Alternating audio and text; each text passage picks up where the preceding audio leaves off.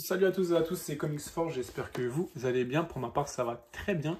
Aujourd'hui, nouvelle vidéo pour changer, on fait un petit unboxing de ma commande de juin. De juin, ouais. C'est mes petits achats de juin, il n'y en a pas beaucoup parce que j'ai acheté aussi à côté d'autres choses qui vont arriver sur la chaîne dans une prochaine vidéo, je pense. Donc, on va ouvrir ça directement. J'ai déjà tout déballé.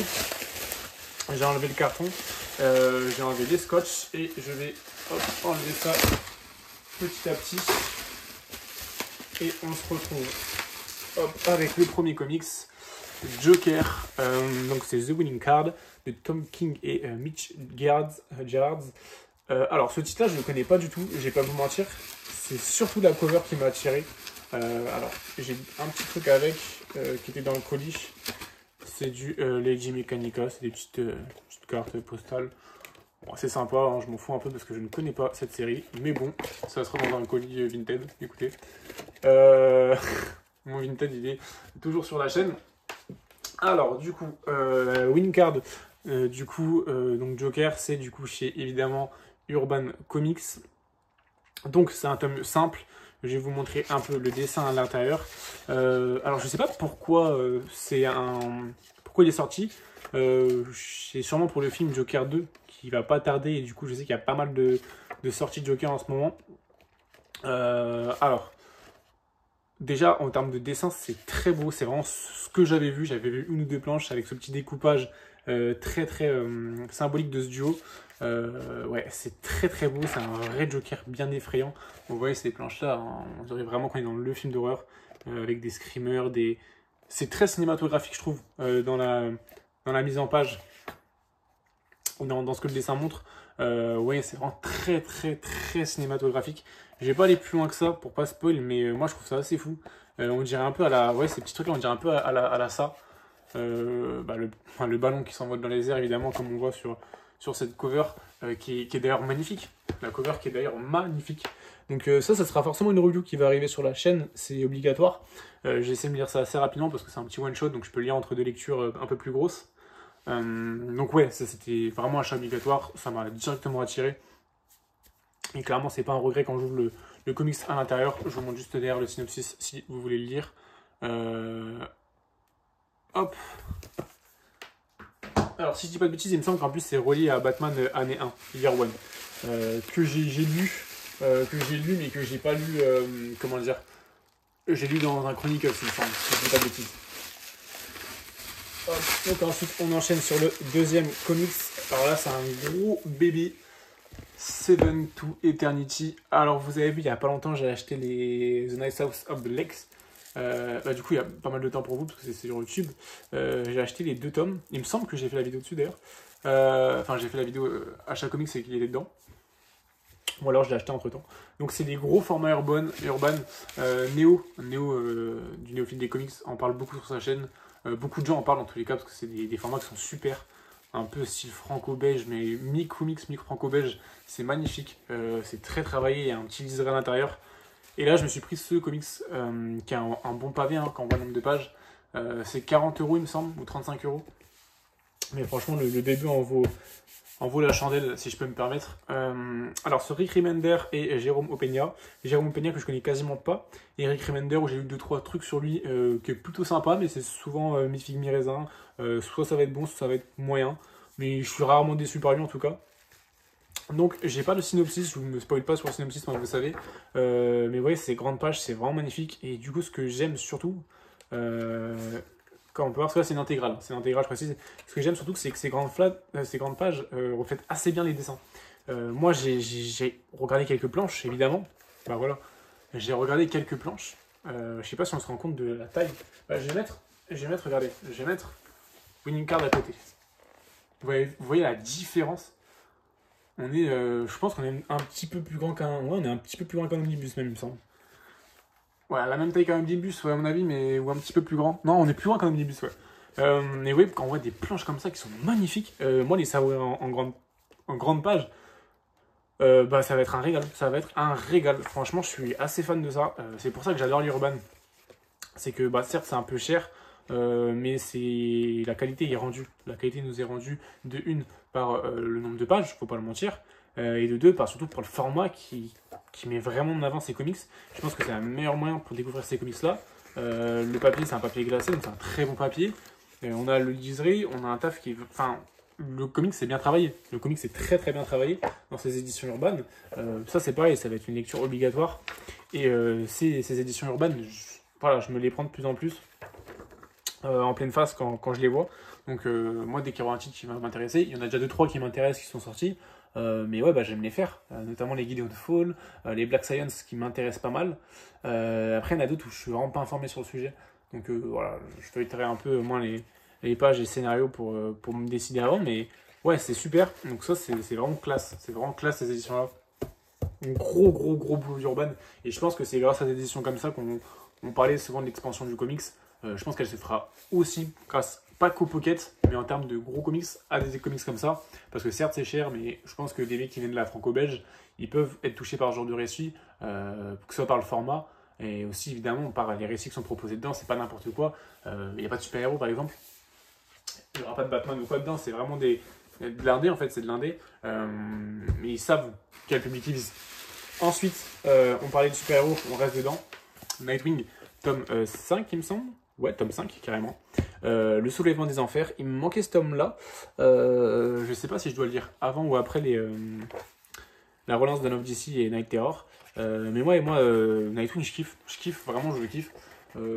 C'est un perso que je m'étais pas pris. Enfin, je m'étais pris dans la hype, mais pas en termes de comics.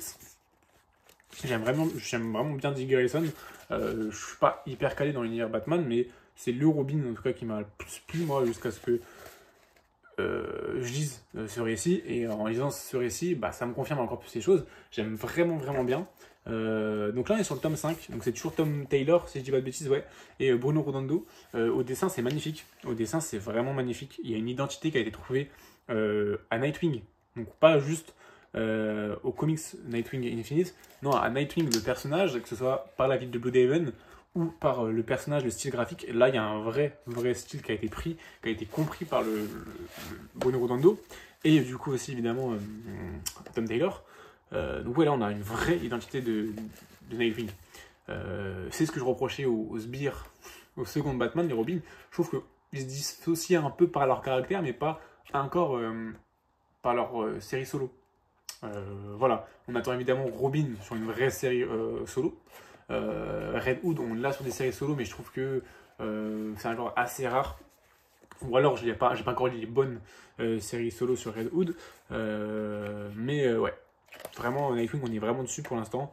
Donc je suis assez fan, j'aime vraiment ça. Et j'espère que ça continuera, en sachant que dedans, il y a pas mal de crossover avec Teen Titans. Les Teen Titans qui sont la nouvelle Justice League en fait, de Dawn of. Donc on va se prendre ça. À la fin du tome 4 d'ailleurs, sans spoil. Mais Superman a une petite conversation, enfin la Justice League a une petite conversation avec Nightwing. Et du coup c'est pour ça qu'on a les Teen Titans, parce que la conclusion c'est cette équipe. Et pour finir, on a un comics d'un éditeur qu'on n'a pas encore lu.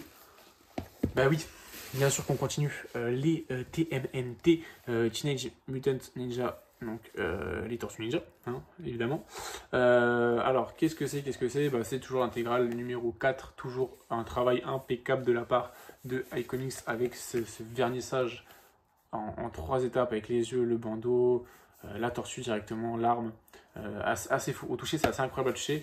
L'édition souple, toujours, moi que je kiffe. J'allais dire, j'ai hésité à me prendre ce de Rick et Morty. Alors, je ne me les suis pas pris parce que j'ai déjà lu le début, une bonne partie de Rick et Morty, genre les 10 premiers tomes. Donc, je vois pas trop l'intérêt, même si je les ai plus, de les reprendre. Mais à voir, franchement, à voir. Pourquoi pas, peut-être que je céderai un jour.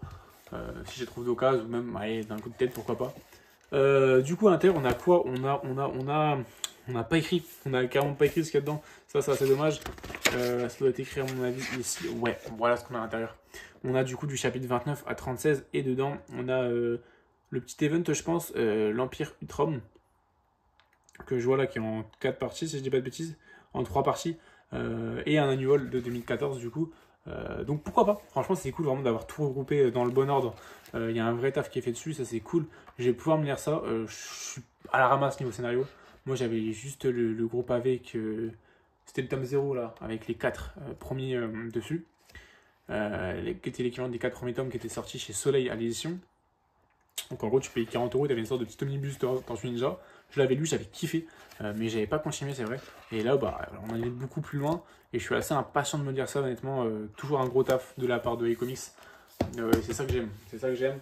Je trouve que les éditeurs en ce moment ils nous font vraiment du beau boulot, que ce soit entre iComics avec cette édition là, même si le prix 40 €, ah, je peux comprendre. Attends, là c'est le truc qui va fâcher quand on compare Seven to Eternity à TMNT, c'est le même prix, alors qu'on a un comics qui a beaucoup plus de pages, on a un comics qui est en dur, un comics qui est plus travaillé, qui est plus grand format, c'est là où tu te dis putain, ils sont pas sur le bon marché les comics.